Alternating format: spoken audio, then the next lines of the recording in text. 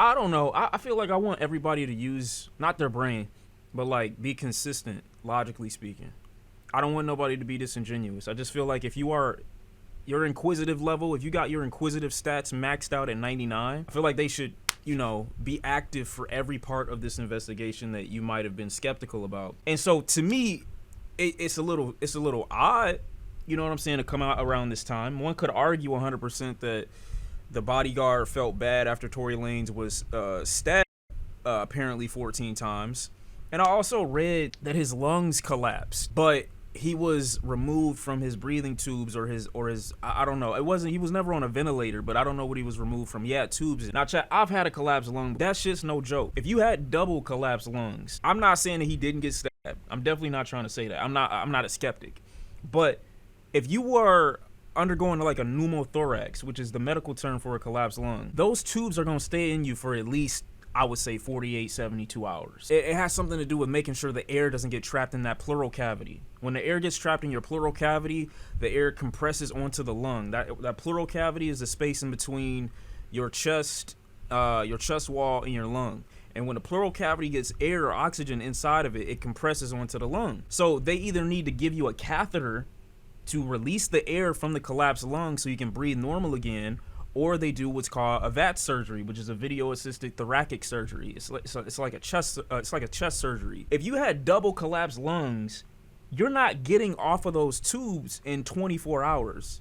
You're just not. I'm not gonna question why he was stabbed. I mean, it could have been a myriad of reasons. This, that, and the third. I'm not attributing it to Megan Thee Stallion. I definitely don't think it's this Rock Nation conspiracy. Oh, well, he was close to getting out, so they just had to get him out of the way now. That doesn't make any sense. So the bodyguard, you know what I'm saying, came out to confess just now to say that it was Kelsey that shot Megan Thee Stallion and not Tory. But when Tory Lanez was out and he was free and there was still speculation over who shot who, he was telling places like Instagram that Tory Lanez, or he was telling places like Instagram that Kelsey never shot Megan. So then I would ask people like, okay, well, why would he say it wasn't Kelsey when y'all are saying that it is Kelsey, and even he's saying it's not Kelsey? I know people want to bring up the phone call. I'll give him benefit on the doubt on the phone call. He didn't technically say he's sorry for shooting anybody. I know common sense will lead you to believe, yeah, you're not sorry for, like, what are you this apologetic for over the phone, and you're in prison for something that you didn't do right now? You might have just been a victim of circumstance, and that's just the unfortunate reality of the situation. And now I believe that that's being used as an opportunity to shift the public narrative over what the motivations truly were behind his stabbing or behind his knife attack. And it's also being used as a unique opportunity to try to get him out of jail or get him moved. Now, I think if his life is at risk or if it's being threatened, then yeah, move him. But you're not getting out for that. Everybody's now adopting this narrative that Kelsey shot Megan Thee Stallion after previously saying that she was never shot and she stepped on glass. Now they're putting the glass narrative that they've been parroting since the case began to rest, to co-sign this new narrative that now she was shot after we said that she wasn't shot and show us the bullet wounds.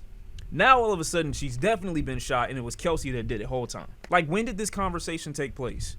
Where Kelsey's on the phone talking about how she shot Megan Thee Stallion 3 times. And they got into an argument, a fight, whatever the case is.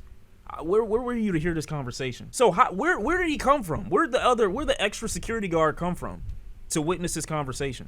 Trying to be logically consistent, I don't think there's a problem with somebody explaining to me, oh yeah, maybe he felt bad that Tory got poked up 15 times or however many times and then decided, you know what, enough is enough. I gotta say something now. I gotta say something right now. This stops today, if I'm going to go with their logic. That Mr. Pearson did not shoot Miss Pete, did not shoot at Miss Pete, or did not assault Miss Pete. It's just another irregularity in a list of irregularities in this case. You know, the only thing that makes this bad is that I feel like it's completely reliant on gaslighting, which is the basis for this entire case, and why I said the things that I said, 4 years ago when Tory was first under suspicion of having done it. I was wondering why he was talking in those terms or in those ways, why he's questioning Megan's story as opposed to just definitively saying outright, I would never do this, I could never do this, she's got the wrong person, I'm going to wait until I get in court. Boom, point the finger at this person because this person is the one that did it. Your lawyer is using the same tactic that you used, which ultimately put you on my radar of suspicion in the first place. So you mean to tell me after all of those admissions that you just uttered back to the public, you still don't have anything to use in court to get him off? You still don't have anything that proves that he didn't do it. There's no standard for evidence for the regular people that just want to accept that this is the narrative. Like, I guess if you don't like it, you don't like her, you're gonna be like, yeah, of course this is truth, this is evidence, this is something that's admissible, this is something that 100% happened, but it doesn't change anything. You don't know how many DMs I got earlier of niggas saying, hey yo, you better go live because you're gonna have to retract everything you said about Tory. For what? You're saying apparently he overheard Kelsey admitted to her man as she was being driven back and forth from the trial. Why would that? Doesn't even make any sense. I'm even the dumbest person wouldn't even be having that conversation. Let's say I did believe it, which I don't, but let's say I did believe it. That's not getting him out. Worst thing I heard about this all day was people assuming that because Kelsey was granted immunity, that means that she somehow was trying to get out of it. Like, yeah, she didn't want to face the fury or the wrath. You niggas do not know how the law works.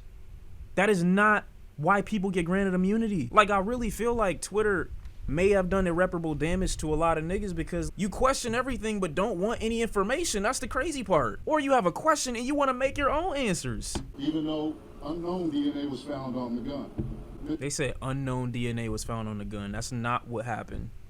What actually happened was they said there were too many fingerprints on the weapon and labeled it inconclusive. I didn't even know that this was legal for you to do. Why wasn't the driver of the car, Mr. Jaquan Smith's DNA taken? Like, he keeps doing it. This is what you do when you have nothing.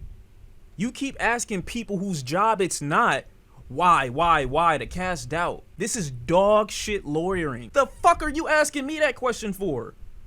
Your job, along with your entire defense, is to come forward proving your client's innocence. What the fuck is this? This is last resort, scrambling. We gotta make the people second guess. I ain't got shit to do with this case. Convince the judge. Go into the courtroom. You go in there with this defense and they're gonna be like, get the fuck out of my courtroom. Cause you don't got nothing. Niggas talking about, oh yeah, he innocent now. How? The thing is, I get it. They wanna win public perception.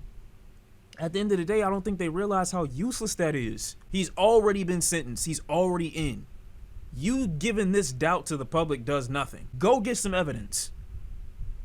Go get something usable. Go get something tangible. Because if you don't, this ultimately gets you nowhere. Unless you're just a really evil demon and you want to make sure the doubt is placed on Megan Thee Stallion's career for a long time. Because that is one thing that they're being successful at. One thing they're being very successful at is taking light away from whatever Megan Thee Stallion is doing musically and repurposing and refocusing all the energy onto the case.